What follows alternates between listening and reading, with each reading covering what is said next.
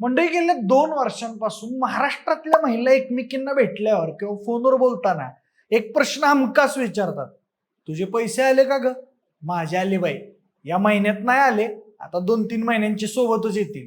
या सगळ्या चर्चेचं मूळ कारण आहे ती म्हणजे महाराष्ट्र सरकारची लाडकी बहीण योजना.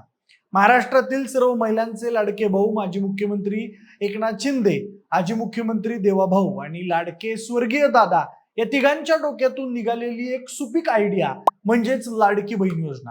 ही लाडकी बहीण योजना सुरू झाल्यापासून या योजनेवर विरोधकांपासून ते अनेक अर्थतज्ञांनी टीका टिप्पणी केली. कुणी म्हटलं की योजना जास्त काळ सुरू राहणार नाही, तर कुणी म्हटलं या योजनेमुळे सरकार कर्जबाजारी होणार. हे सगळं होत असताना दुसऱ्या बाजूला महायुतीने मात्र या योजनेच्या जीवावर सुंबडीत विधानसभा इलेक्शन मारलं. आता या योजनेला 2 वर्ष होत आले, म्हणूनच आपण आजच्या या व्हिडिओत हेच बघणार आहोत की खरंच या योजनेमुळे काही फायदा झाला की या योजनेमुळे सरकार अजूनच गोत्यात आलं. लाडकी बहीण योजनेमुळे महिलांच्या आयुष्यात नेमका काय बदल झाला, तो नेमका चांगला झाला की वाईट झाला, हे सगळंच आपण आजच्या या व्हिडिओच्या माध्यमातून जाणून घेणार आहोत. नमस्कार, मी प्रथमेश आणि तुम्हाला तर माहिती आपला विषय असणार आहे. मंडळी, 2024च्या विधानसभा निवडणुकीच्या तोंडावर महाराष्ट्राचे तत्कालीन मुख्यमंत्री एकनाथ शिंदे यांनी महाराष्ट्रातील महिलांसाठी लाडकी बहीण योजनेची घोषणा केली. महाराष्ट्र राज्याच्या रहिवासी असलेल्या आणि वयवर्ष 21 ते 65 असलेल्या महिलांना या योजनेच्या माध्यमातून थेट त्यांच्या बँक खात्यात प्रति महिना 1500 रुपये मिळतील अशी घोषणा होती. त्या अगोदर राज्य सरकारच्या आर्थिक मदत देणाऱ्या ज्या योजना होत्या त्यांचा लाभार्थी वर्ग हा खूपच छोटा होता. त्यामुळे या योजनेची घोषणा होताच राज्यभरातून याविषयी संमिश्र प्रतिक्रिया उमटू लागल्या होत्या. सुरुवातीला तर ग्रामीण महिलांचा या योजनेवर विश्वासच बसला नाही. त्यांना वाटलं निवडणूक जवळ आल्यावर अशा घोषणा होतच असतात. पण राज्यातील विरोधी पक्षांना मात्र या योजनेची घोषणा म्हणजे धोक्याची घंटा वाजली होती.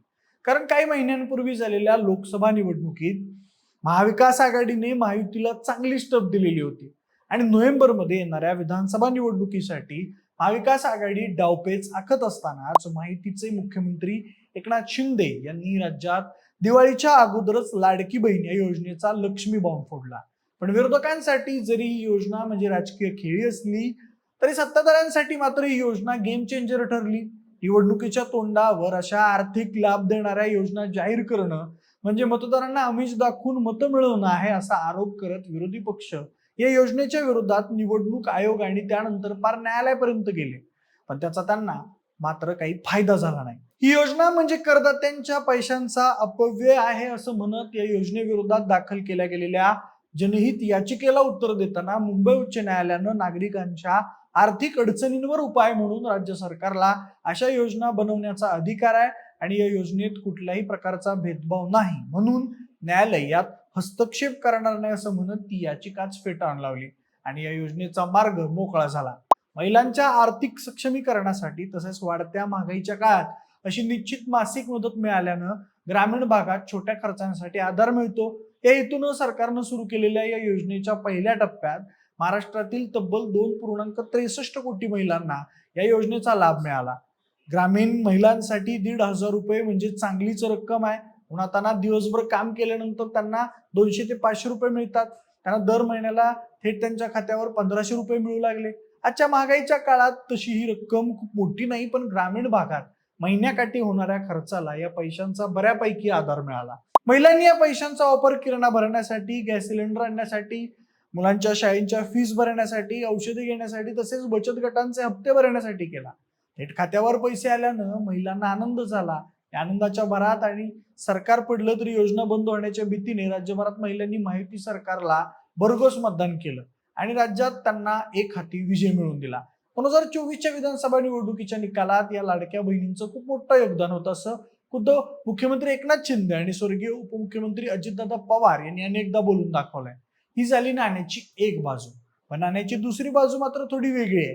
लाडकी बहीण योजना बरोबर दिसते तशी नाही, तिच्या मागे खूप मोठं आर्थिक गणित आहे. तुम्हीच विचार करा ना, 2 कोटी महिलांना प्रत्येक महिन्याला 1500 रुपये द्यायचे म्हणजे टोटल आकडा किती होत असेल. योजना सुरू झाली जून 2024ला आणि इलेक्शन झालं नोव्हेंबर 2024ला.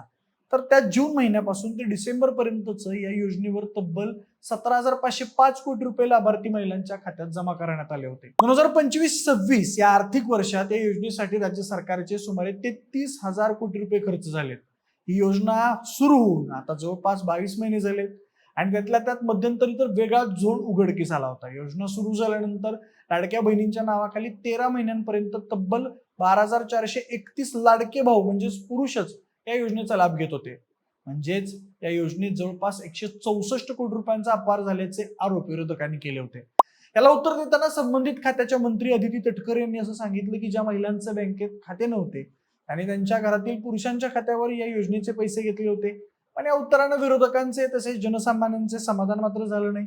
त्यानंतर योजनेचा लाभ फक्त निकषात बसणाऱ्या गरजू महिलांनाच व्हावा म्हणून सर्व लाभार्थ्यांची पडताळणी करून अनेक अपात्र लाभार्थी कमी करण्यात आले.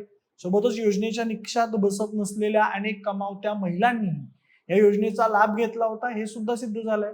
सरकारनं महिलांच्या सक्षमीकरणासाठी ही योजना आणली खरी, पण ग्रामीण भागात महिलांना घरात आर्थिक निर्णय घेण्याचं स्वातंत्र्य नसतं. त्यामुळे त्यांच्या खात्यावर पैसे जमा झाले तरी त्यांच्या नवऱ्यांनीच ते पैसे लांबवले अशी अनेक प्रकरणं घडली. या योजनेमुळे ग्रामीण भागात दुसऱ्यांच्या शेतावर कामाला जाणाऱ्या महिलांमध्ये कामाबद्दल आळस निर्माण झाला आणि त्या कामापेक्षा त्या मोफतच्या पैशांचीच जास्त वाट बघू लागल्या. अशा विविध प्रतिक्रिया सोशल मीडियावर उमटल्या. याविषयीच्या अनेक कॉमेडी रील सुद्धा त्या काळात व्हायरल झाल्या. असो, महिलांसाठी रक्कम थोडी असली तरी राज्य सरकारसाठी मात्र खूप मोठी ठरली. 2024-25 मध्ये या योजनेसाठी राज्य सरकारचे अंदाजे 33,000 कोटी रुपये खर्च झाले. तसेच 2026-27 आर्थिक वर्षासाठी या योजनेचा निधी 26,500 कोटी रुपये निश्चित करण्यात आला. त्यामुळे महाराष्ट्र सरकारच्या इतर सर्व योजनांपेक्षा सर्वात जास्त निधी हा लाडकी बहीण योजनेवर खर्च होतोय. त्यामुळे राज्याच्या तिजोरीवर ताण येऊन इतर योजनांवर तसेच विकास कामांवर याचा विपरीत परिणाम होत आहे असं अनेक अर्थतज्ञांचं म्हणणं आहे. ही योजना सामान्यांसाठी लोकप्रिय आणि सत्ता मिळवण्यासाठी कारण ठरली असली तरी अर्थतज्ञ, विरोधी पक्ष आणि काही सामाजिक कार्यकर्त्यांनी तिच्या आर्थिक परिणामांबद्दल चिंता व्यक्त केली आहे. पीआरआयच्या बजेट विश्लेषणानुसार महाराष्ट्राची महसुली तूट 2023-24 मध्ये 13,754 कोटी इतकी होती. ती वाढून आता थेट 45,891 कोटी इतकी होण्याचा धोकादायक अंदाज व्यक्त करण्यात आलाय. महसुली तूट म्हणजे राज्य सरकारचं एकूण महसुली उत्पन्न आणि खर्च यांच्यातला फरक. त्यात सरकारने लाडक्या बहिणींचं मन राखण्यासाठी लाडक्या दाजींचा मात्र खिसा कापलाय.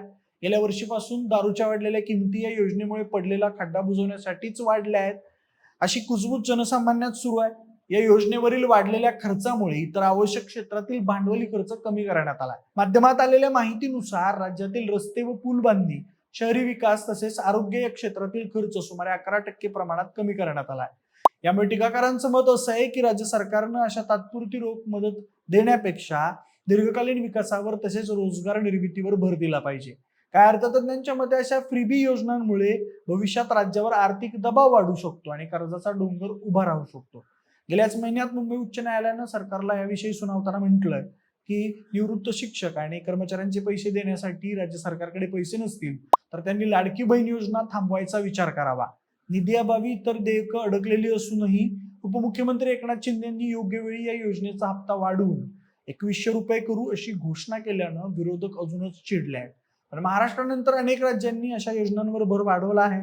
आताच पार पडलेल्या पश्चिम बंगाल, तमिळनाडू, आसाम विधानसभा निकालामध्येही अशा योजनांचा प्रभाव दिसून आलाय. आता भारतामध्ये ग्राउंड लेवलला अशा फ्रीबी आणि वेलफेअर योजनांबद्दल मोठी चर्चा सुरू आहे. जनसामान्य अशा योजनांना उत्स्फूर्त प्रतिसाद देत असतानाच तज्ज्ञ मंडळी मात्र भविष्यात याचे परिणाम वाईट होतील अशी चिंता व्यक्त करतायत.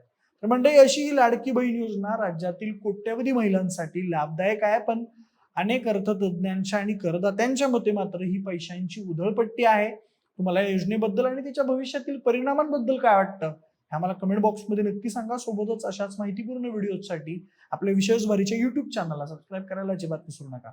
धन्यवाद.